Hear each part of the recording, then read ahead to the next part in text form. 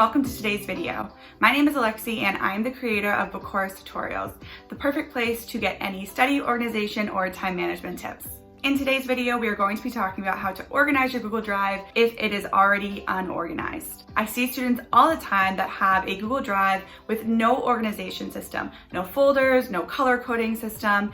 Everything is just in the drive. Usually this becomes apparent and potentially a problem a few months into the school year once the amount of documents you have grows and grows and grows. In this video, I'm going to be giving you 3 simple steps on how to organize your Google Drive when you are starting with an unorganized drive. We'll talk about how to create folders, how to color code, and I'll even give you my top tip on how to keep your drive organized once you get it to that point. So if your Google Drive needs a little help, be sure to stick around to the end of the video so you don't miss out on any of these steps, and you won't miss out on my bonus tip on how to keep your Google Drive organized. If you've not done so already, please be sure to like this video and subscribe to my channel so you never miss out on a study, organization, or time management tip. I come up with new videos every week, so if there's a topic that you'd like me to make a video on, just be sure to leave a comment down below and I'll do my best to get to it. So let's jump right into the video.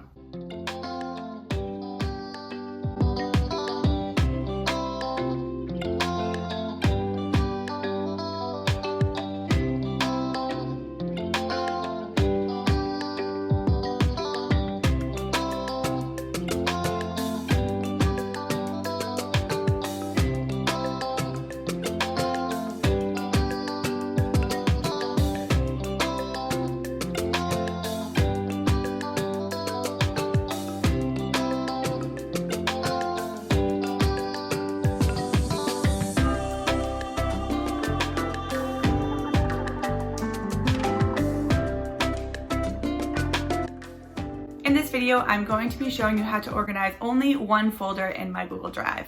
Now, the reason why I'm doing this is because if I showed you how to organize every single folder that I have in my drive, it would just take too long. But the good news is that you can take all the steps that I show you with this one folder and apply it to all of the folders that you have in your drive. Starting off with step number 1, you need to create the big folders. If you are a student, more likely than not, you will need one folder for each of the classes that you are going to take. I'm going to show you what I mean right here. So we are going to start off by making the biggest folder, which is going to be the 2020-2021 school year folder. As you can see, I already have a folder from last year with all of last year's documents, so we need to put all of these documents that we have right here into a folder for this school year.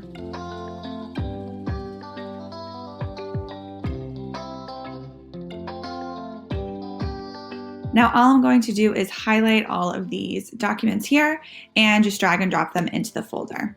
And if we open up the folder, here they all are. Now that we have the school year folder, we need to create the folder for each individual class. As I mentioned, I am just going to be organizing one folder, my English folder, but this is the time where you would create a folder for all of your classes. If you're working on any independent projects or groups or clubs or anything like that, you could create a folder for that here as well.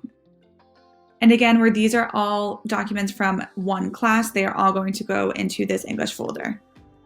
This step was a little bit easier for me than it most likely will be for you because all of the docs that I had were going into one English folder, one class folder. If you are organizing your entire Google Drive, it will most likely be a more tedious process because you will have to go through each individual doc to put it in the correct class folder. However, once you go through this process and make sure that all of your docs are in the appropriate folder, it's going to make your life so much easier later on in the year. Now that you have created folders for each of your classes, we're going to move on to step number 2, which is to create subfolders for each of those classes.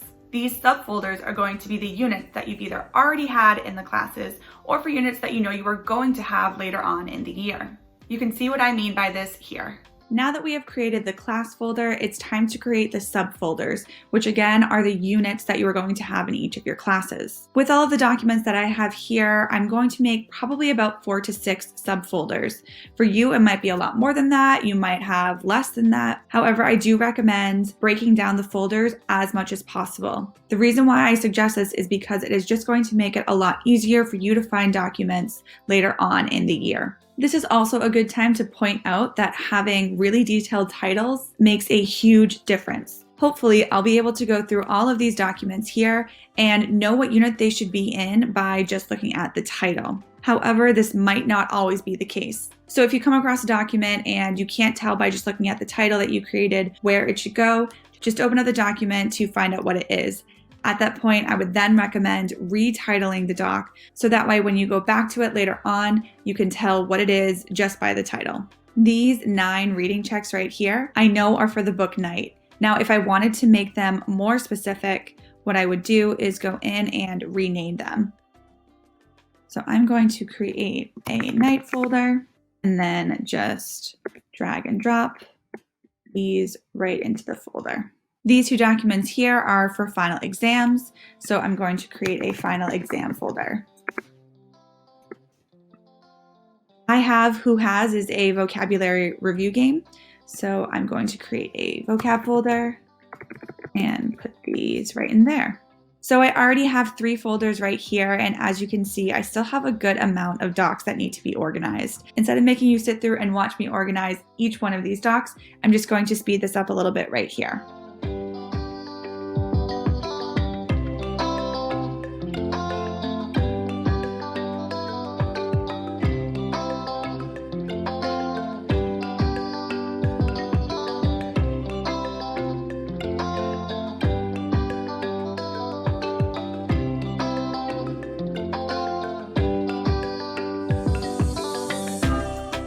And there you go, all of my docs organized into the correct unit folder. After creating these unit folders for each of your classes, we are now going to move on to the final step, step number 3, which is to create subunits in each of those unit folders. Take a look at what I mean here. Now that we have all of our unit folders, we're going to go in and create subunit folders. So let's start with vocabulary. As I mentioned earlier, I have Who Has is a review game, so I'm going to create a review games folder. At times, instead of doing a full vocabulary list, I use a modified list, which is what this document is here. So I'm going to create a modified vocabulary folder for any documents that are associated to that. These noun and verb documents are part of a grammar unit that I do. So let's go in here and create a grammar folder. And these last 3 documents here are all part of different review games that I do, so they can all go into the review games folder. And there we go. Now the vocabulary folder is all organized by subunit. When creating these subunit folders, you can really create them in whatever way works best for you. These 3 subunits work for me. They make sense and they go along with my lessons. However, for you, it might make sense to create Unit 1, Unit 2, Unit 3 folders and have all of these specific documents for each of those units. As I mentioned in my previous videos, the way that you organize just needs to work for you. It doesn't have to be the same as what works for me, it just needs to help you stay organized. Now I have one last tip before we go. I'm going to go back to the 2020-2021 school year folder, and I want to color code all of my English folders. So we are going to right click and change the color of our English folder. Now, it really doesn't matter what color you choose. You just want to stay consistent from year to year. So if you decide that English is going to be blue and math is going to be red, just make sure that you stick with that all the time. I also recommend making sure that all of your paper materials, so your binders, folders, and notebooks, all match the color that you choose for your Google Drive folder. So for English, like I said, we'll make that blue, and we'll go into the English folder and make all of these the same color. And then again, go into each individual folder, highlight the subunit folders, and make those the same color too. Doing this is just going to increase your organization. Now that your Google Drive is completely organized, I'm going to give you my top tip on keeping it this way for the rest of the school year. Now this is a simple tip, but a super effective one, so be sure to listen up. Before you hit that new button to open up a new doc or sheet or slides or whatever it may be, make sure that you are already in the folder that that new document is supposed to be in. It is that simple. Doing that will ensure that once you do hit the new button and open up a new document, it will already be in its correct place. If you do this, it will eliminate the need to do all of these steps that we have just discussed in this video, because every time you open up a new doc, everything will already be in the correct place. Now, if for some reason you're having trouble getting into the habit of doing that, what you can do to start out is set an alarm in your phone or on your computer to go off once a day or once every other day to make sure that you follow the steps that I've discussed in this video to make sure that you organize your Google Drive every couple of days. If you can get into the habit of starting there, then you can work yourself into the habit of going into the correct folder before hitting the new button, which will keep your Google Drive organized all the time.